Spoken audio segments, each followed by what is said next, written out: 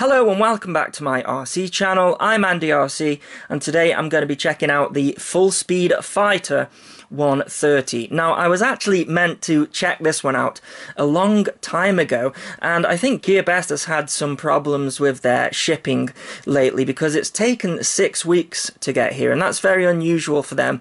I think they've had some issues over the October holiday that they have in China, and I hope that problem doesn't continue because usually they're a lot quicker than some of the other retailers in posting stuff out. And I know a lot of people have been posting, I'm not going to buy anything from Gearbest because of their shipping problems. It does just seem to be a recent problem, and I'm going to continue buying from them because they have the best RTF models out there at the moment. You know, Bandicoot have a couple of good ones with the Wizard and the Lizard, but with their Fury Bee range, they just have so much more selection. I think it is worth buying from them. But if not, go to Bandicoot or build yourself one even, and everyone wins. I think if you build yourself one, you learn how to build it, and you'll probably be using a smaller hobby shop, which probably needs all the help that it can get. And it'd be a more expensive build, but that's fine, you know. Sometimes it's worth paying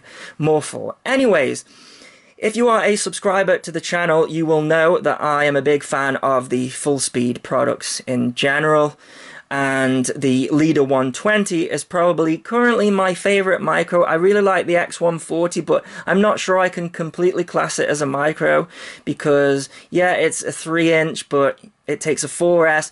This one, it actually is a 3-inch, but it's using 2-inch components.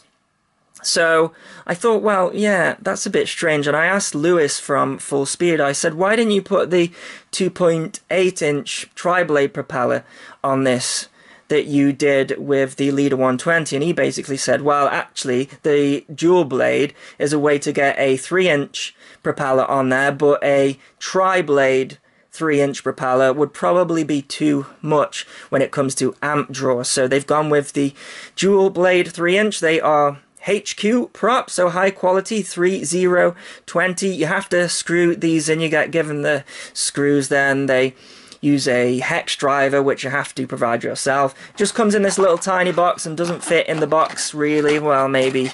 No, you need to take the propellers off there. But yeah, it's kind of like a lightweight 3-inch, so I don't expect I'll be carrying a HD camera on there. The motors are the Full Speed motors. They are 1106, 7500 kV. So yeah, 3-inch propeller probably being pushed on that, but still I think it's going to be great on this. So it is a 130 size frame, and we have got what looks like 2mm carbon. There's a little bit of play there, so I think that's going to be okay. It comes with a battery, this one, and I thought, oh, it's the same battery that comes with the Leader, but when I look at the specs, can you notice a difference? This is the Leader 120 battery, 50C, and this one's saying it's only 30C. Either way, I've flown on both of these batteries and can't tell a difference. So I think these are actually really good batteries. Usually you get NAF batteries with RTFs, but actually with the Full Speed ones, these have been pretty good, and I'm still flying on these. So yeah, we don't have an XT30 connector on here, but I don't think I'm going to get any brownouts or flips of death. Just have to up the digital idle speed, and we'll see how that flies a little bit later. So yeah, we've got all-in-one ESCs here, and they are flashed with BL Heli S, and they are 10 amp, I believe, but they are rated to a 3S. I'm not sure I'm going to be flying this with a 3S though. I think it's going to be just fine on a 2S, and maybe I'll leave that for another day because, yeah, I'm not too sure about these little tiny models drawing so many amps on a 3S, but I'm sure it'll be fine. But I'm going to fly it like this first, just in case anything blows up. So it's in a stack. Above that we have got a Omnibus flight controller with a built-in on-screen display. It's flashed with Betaflight version 3.16, I think it was. And then we have got the separate CMOS camera up the front here, and on this one the VTX is separate. A little tiny board here. It is 40 channel, it's 25 milliwatts, got a little button there and 2 lights, and you can switch between the different bands and frequencies through there. You've got a sleeve dipole antenna that was poking out the back from the box, so I've just lifted that up there for better range and better reception. We've got a nice battery strap under here. You do have to put that on, and I've cut it to length. The screws are recessed in the body, which is really nice, which means the battery fits on there really nicely. So without a battery it weighs 70 grams, and with a battery it weighs 100 grams, so yeah, a nice weight there.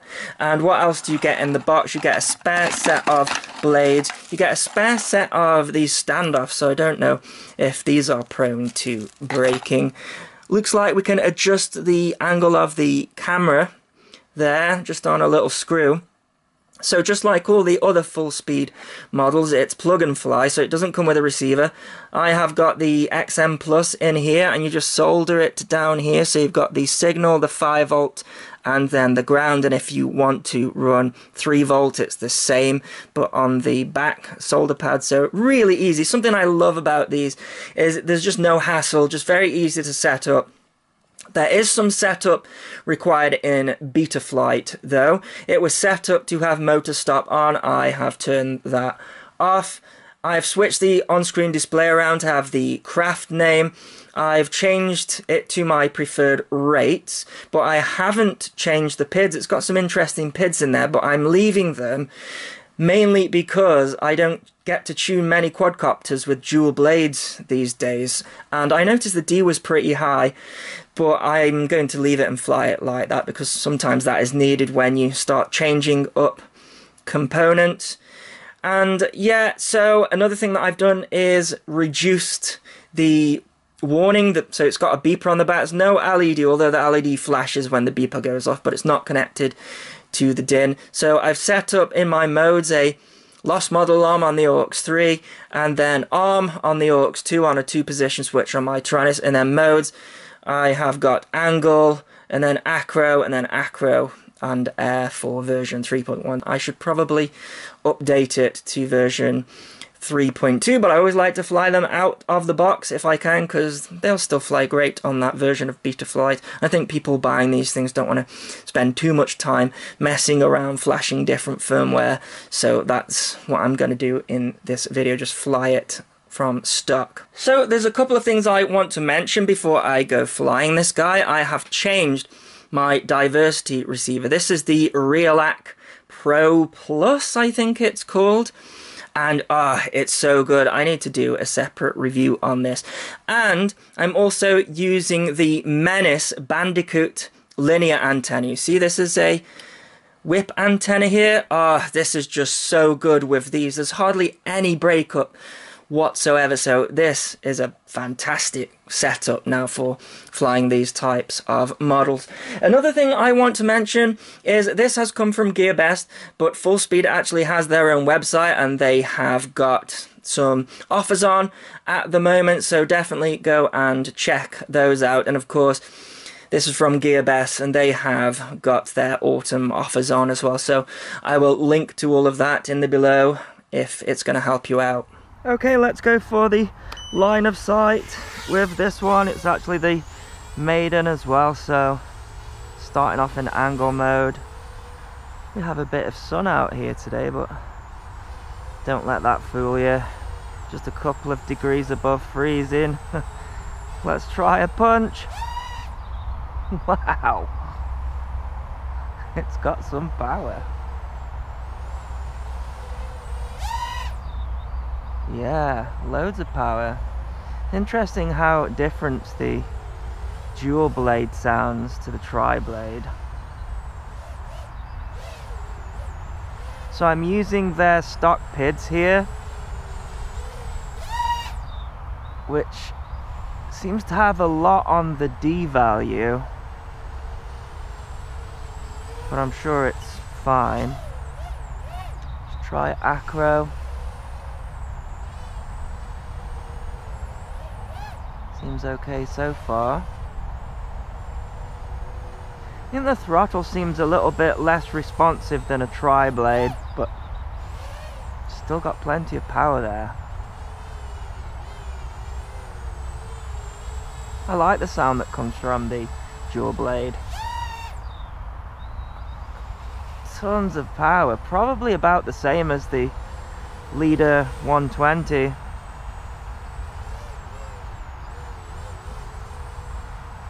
I asked Lewis at Full Speed how come they didn't go for the tri-blade with this one, because it'd fit.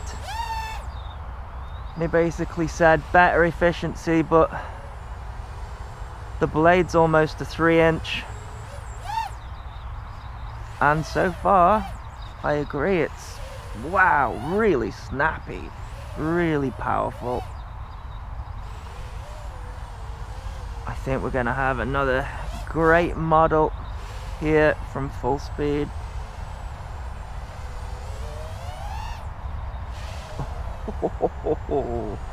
Yes, I like it.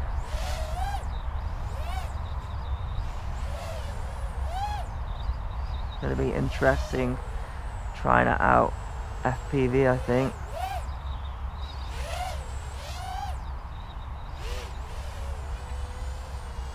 It's certainly having no problems with the tune, line of sight.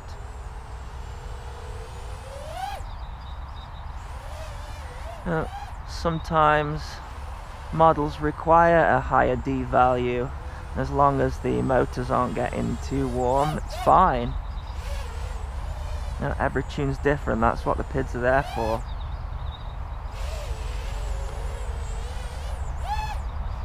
I'm really having fun with this. The throttle seems really smooth.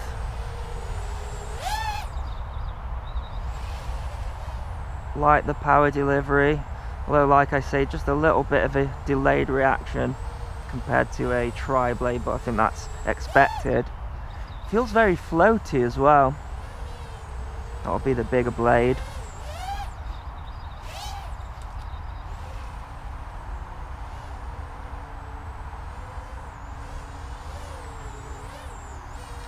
Let's see if there's any drift if I go back into angle mode.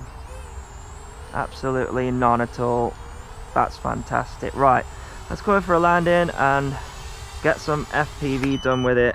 So here is some FPV footage taken from my Fatshark Dominator HD3s, the ones that you saw earlier with the Bandicoot antenna and also the Realacc diversity module, and this is just a fantastic model. Again, I'm struggling to criticize Full Speed, which, you know, that's quite a hard thing to achieve because I'm really picky. Sometimes I look back on my reviews and think, that was a little bit too harsh maybe. But I can't even try and be harsh with these models here because they are just great. And when I speak to Lewis, who is part of the Full Speed company, I can just tell he's got the passion for this. You know, with these RTF models, it's very difficult to connect with the people who make it and the sort of, detachment there. But Lewis, when I did my first review with Full Speed, he came in contact with me and he just loves flying. He constantly is sending me shots of him just flying his model and going, look at this, look what it can do. I'm like, yeah, it's great. And this thing just flies fantastic. It'd be so difficult for me to pick between this and the Leader 120. The only thing that I notice with this model is that when it gets towards the end of its battery, there becomes some hesitation at the top of the throttle. It's almost like it's trying to draw too many amps and not all of the ESCs or motors can draw enough power that is required and it sort of bogs down. But maybe I need to try a higher C battery if this one is just 30C, but you'll still get good results out of it, you know. So you can see it there just a little bit, just a little wobble there at the top of the throttle when the battery is sagging. That's something that you didn't get with the Leader 120. And I think when it comes to what Full Speed are doing now, I think we're in that strange time where a lot of these micros now are getting micro CCD cameras, and of course these models don't have one. The Leader 120, yeah, you can just about fit one in. NJ Tech, actually, if you want to check his channel out, he put a micro Swift in there, but it is a bit of a challenge getting it in there, and I suppose you could have a go at doing that with this too. But I think my message to Full Speed would be probably, yeah, maybe modify these or come out with some more premium models that have the CCD camera, because yeah, this got a CMOS camera and you can see I can fly fine with it, but this time of year now, that's about as high as the sun gets. This was about 2 o'clock in the afternoon, and just look at the length of those shadows there, and yeah, I'm facing into the sun when it's out, and then it's very dull when it's not out. But yeah, you can see just a bit of hesitation there. I imagine a higher C battery wouldn't do that, and I think I might try a 3S battery with this one as well, because they give permission for you to do that. So I've got some 3S batteries with a JST there. I've also fed it back to Lewis that you need to put XT30s on now as well, so maybe we will see some new models with those, but I don't know. I'm just happy that Full Speed are making these great models, and with this being just a 2-blade, I was getting a better flight time than the Leader 120. So I think that one was like a 3.5 minute to 4 minute flight time, ragging it, and with this one I was getting a 4 minute flight time every time. But you can see there I'm going up on the throttle and I'm getting a couple of twitches there. It's not related to the tune, it's not at all. It sort of gradually gets worse as you are flying, and you probably could put the 3-bladed prop on there, the 2.8 inch prop, so you have that option, but you've also got this 3-inch option as well, and it feels like a ton of power. Has it got more than the 120? It's very difficult for me to tell, but they're both great models, and yeah, really worth investing in. Well, this diversity module, yeah, it's really good and it's pretty cheap. Been really impressed with that. And the Bandicoot antenna for these models with whips, yeah, absolutely priceless, really, because so much less breakup. Yeah, really impressed with that. But yeah, I'll be coming in for a landing, I think. Yeah, I think the battery actually went dead there. So I'll leave a link in the description if you wish to get one. And as always, thanks so much for watching. Please continue to subscribe. Cheers.